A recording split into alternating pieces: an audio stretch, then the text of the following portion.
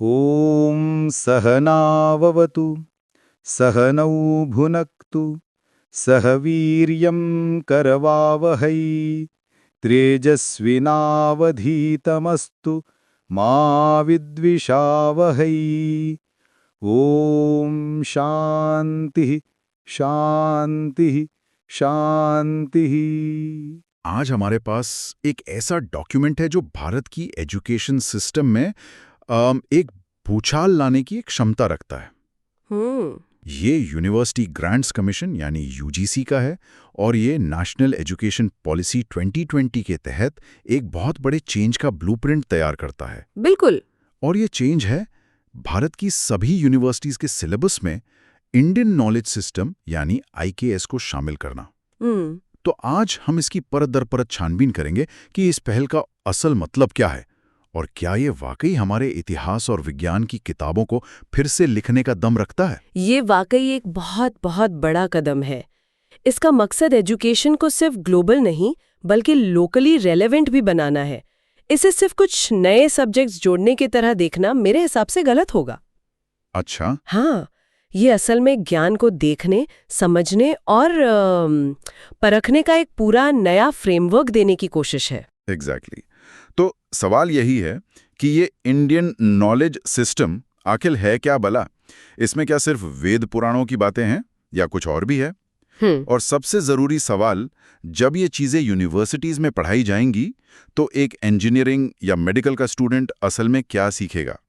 चलिए इस दस्तावेज के अंदर उतर कर देखते हैं। तो सबसे पहले इस बदलाव की जरूरत ही क्यों पड़ी? डॉक्यूमेंट में नेशनल एजुकेशन पॉलिसी 2020 का जिक्र है जो कहती है कि भारतीय चिंतन का सबसे बड़ा लक्ष्य ज्ञान, प्रज्ञा और सत्य की खोज रहा है। बिल्कुल। अब ये शब्द सुनने में भारी लगते हैं लेकिन इनका मतलब बहुत गहरा है। हाँ, और यहाँ ज्ञान का मतलब है नॉलेज या इंफॉर्मेशन, सत्य है ट्रूथ, लेकिन सबसे दिलचस्प है प्रज्ञा, जिसे हम विजडम कह सकते हैं। ये सिर्फ जानकारी नहीं बल्कि उस जानकारी से मिलने वाली गहरी समझ और उसे सही तरीके से इस्तेमाल करने की काबिलियत है। पॉलिसी का मानना है कि हमारी शिक्षा प्रणाली जानकारी तो दे रही है पर शायद प्रज्ञा से कहीं दूर हो गई है। अच्छा, तो इस गैप को भरने के लिए आईकेएस को लाया जा रहा है। बिल्कुल। और ये आईकेएस सिर्फ कुछ पुराने ग्रंथों तक ही सीमित नहीं है ना? डॉक्यूमेंट इसकी परिभाषा को बहुत व्यापक रखता है। हाँ, और यही इसकी सबसे खास बात है। इसके अनुसार आईकेएस में सिर्फ चरक, सुश्रुत, आर्यभट्ट जैसे विद्वानों का काम ही नहीं बल्कि भारत के अलग अलग समुदायों, यहाँ तक कि आदिवासी समुदायों द्वारा विकसित की गई नॉलेज सिस्टम्स भी शामिल हैं। जैसे चाहे वो खेती करने का कोई पारंपरिक तरीका हो या प्रकृति को समझने की कोई फिलॉसफी, ये ज्ञान को किसी एक एलीट ग्रुप तक सीमित नहीं रखता। ठीक है, तो इरादा तो बड़ा है पर इसे लागू कैसे किया जाएगा? क्या ये सभी स्टूडेंट्स के लिए कंपलसरी होगा? कंपलसरी नहीं, पर हाँ, इसे स्ट्रांगली एनकरेज किया जाएगा। गाइडलाइंस के मुताबिक हर अंडरग्रेजुएट यानी यूजी और पोस्ट ग्रेजुएट यानी पीजी स्टूडेंट को अपने कुल क्रेडिट्स का कम से कम 5% आईकेएस कोर्सेज में लेना होगा। 5%? लेकिन यहाँ एक बहुत ही स्मार्ट रूल है। वो क्या? रूल ये है कि इन 5% क्रेडिट्स में से कम आधे यानी 2.5% छात्र के अपने मेन सब्जेक्ट, उसके मेजर डिसिप्लिन से जुड़े होने चाहिए। अच्छा, ये तो बड़ा इंटरेस्टिंग पॉइंट है ना? हाँ। तो मतलब ये एक अलग थलग बोझिल विषय नहीं होगा जिसे बस पास करना है। एग्जैक्टली। इसे मेन सब्जेक्ट के साथ ही जोड़ा जाएगा। एग्जैक्टली। तो एक मैथमेटिक्स का स्टूडेंट भारतीय गणित के इतिहास और तरीकों के बारे में पढ़ेगा, आर्किटेक्चर का स्टूडेंट वास्तुशास्त्र के प्रिंसिपल्स पढ़ेगा, और एक मेडिकल स्टूडेंट आयुर्वेद या योग के साइंटिफिक आधार को समझेगा। बिल्कुल। इससे आईकेएस सिर्फ एक हिस्ट्री लेसन बनकर नहीं रह जाएगा बल्कि एक लिविंग रेलेवेंट सब्जेक्ट बनेगा। पर एक सवाल है, क्या इससे स्टूडेंट्स पर उनके मेन सब्जेक्ट्स का बोझ नहीं बढ़ेगा? वो तो पहले ही इतना कुछ पढ़ रहे हैं। ये एक वैलिड कंसर्न है और इसका जवाब देखिए इम्प्लीमेंटेशन पर निर्भर करेगा। अगर आईक्यूएस कोर्सेज को मेन सब्जेक्ट के पूरक के तौर पर डिजाइन किया जाए जो उन्हें एक नया पर्सपेक्टिव दे तो ये बोझ नहीं बल्कि वैल्यू एडिशन होगा। और अगर नहीं हुआ तो? लेकिन अगर इसे सिर्फ एक और एग्जाम की तरह लागू किया गया तो छात्र इसे बोझ ही समझेंगे। सही बात है। चलिए अब उस हिस्से पर आते हैं जिसका सबको इंतजार है। क्लासरूम के अंदर आखिर पढ़ाया क्या जाएगा? डॉक्यूमेंट्स में कुछ मॉडल सिलेबस दिए गए हैं और उनमें कुछ बातें तो सच में चौंकाने वाली हैं। हाँ, जैसे एक फाउंडेशनल कोर्स का जिक्र है, ये भारत की भौगोलिक पहचान, जिसे भारतवर्ष कहा गया है, वहां से शुरू होता है। फिर ये वेद, उपनिषद, रामायण, महाभारत जैसे ग्रंथों की मूल अवधारणाओं पर आता है। लेकिन इसका फोकस सिर्फ धार्मिक कथाओं पर नहीं है, बल्कि उनमें छिपे दार्शनिक और नैतिक सिद्धांतों पर है। लेकिन जो बात मुझे सबसे ज्यादा हैरान कर रही है वो विज्ञान और तकनीक के क्षेत्र में है, जैसे भारतीय गणित। हाँ, हम सब स्कूल में पढ़ते हैं कि भारत ने दुनिया को शून्य दिया, पर ये डॉक्यूमेंट उससे बहुत बहुत आगे की बात करता है। बिल्कुल। ये दशमलव प्रणाली, मतलब डेसिमल सिस्टम, और अनंत, इन्फिनिटी की अवधारणा की विकास की बात करता है। लेकिन जो सबसे क्रांतिकारी दावा है वो कैलकुलस से जुड़ा है। एक मिनट, कैलकुलस? ये बात तो बहुत बड़ी है। हाँ, मतलब हम स्कूल में जो पढ़ते आए हैं कि कैलकुलस की खोज न्यूटन और लाइबनीज ने 17वीं सदी में की, ये दस्तावेज उस पूरी कहानी को चुनौती दे रहा है। बिल्कुल। ये तो विज्ञान के इतिहास को देखने का नजरिया ही बदल सकता है। वही तो। हाँ, दस्तावेज में Kerala school of astronomy and mathematics का जिक्र है, जिसने 14वीं से 16वीं सदी के बीच, मतलब न्यूटन से सदियों पहले, कैलकुलस के कई फाउंडेशनल आइडियाज विकसित कर लिए थे। सदियों पहले? हाँ, जैसे infinite series expansions for trigonometric functions, Madhav और नीलकंठ सोमयाजी जैसे गणितज्ञों के काम का इसमें उल्लेख है। तो सवाल ये उठता है कि ये जानकारी इतने समय तक मेन स्ट्रीम से बाहर क्यों रही? क्या डॉक्यूमेंट इस पे कुछ कहता है? डॉक्यूमेंट सीधे तौर पर वजह नहीं बताता, लेकिन इशारा यही है कि ज्ञान के इतिहास को अक्सर यूरोसेंट्रिक नजरिए से लिखा गया है, जिसमें बाकी दुनिया के योगदान को या तो नजरअंदाज कर दिया गया या कम आंका गया।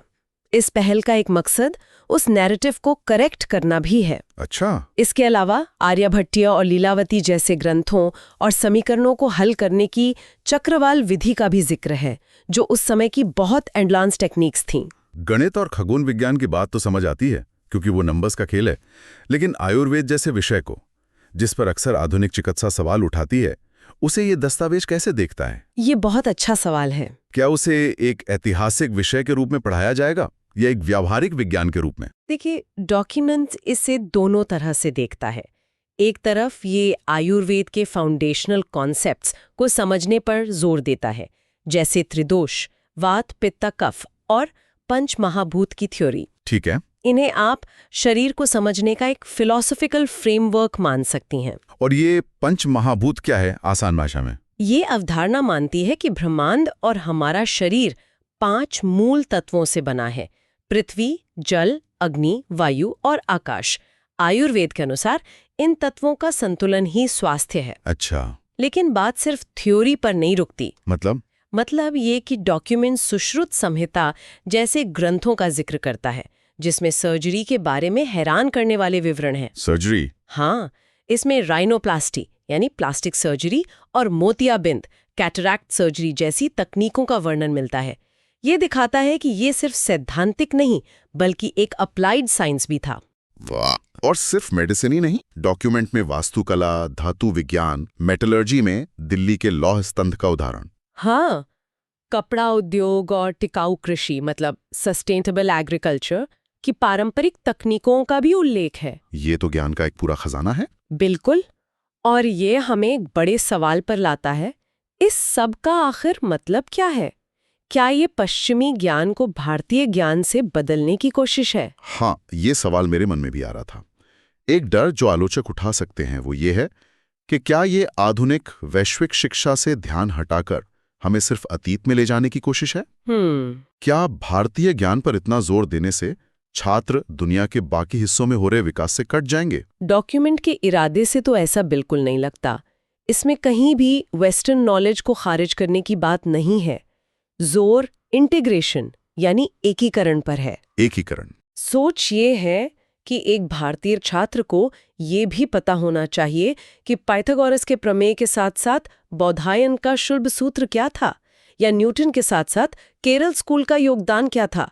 ये टकराव नहीं, बल्कि एक संवाद बनाने की कोशिश है। और इसमें एक और दिलचस्प बात है, आईकेएस सिर्फ ये नहीं सिखाता कि क्या जानना है, बल्कि ये भी बताता है कि कैसे जानना है। मैं प्रमाण की बात कर रहा हूं। आपने बिल्कुल सही पकड़ा। ये इस पूरी पहल का सबसे सोफिस्टिकेटेड हिस्सा हो सकता है। प्रमाण का मतलब है ज्ञान का वैध स्रोत या सबूत, वैलिड मीन्स ऑफ नॉलेज। तो एक तरह का साइंटिफिक मेथड हुआ ये? हाँ, आप इसे भारतीय दर्शन का साइंटिफिक मेथड समझ सकते हैं कि कौन सी बात सबूत मानी जाएगी और क्यों। तो इसमें क्या क्या शामिल हैं? मुख्य रूप से 3 चीजें। प्रत्यक्ष यानी डायरेक्ट परसेप्शन, जो आप अपनी इंद्रियों से अनुभव करते हैं। अनुमान यानी इन्फ्रेंस या लॉजिक, जब आप एक ज्ञात तथ्य से दूसरे अज्ञात तथ्य का अंदाजा लगाते हैं।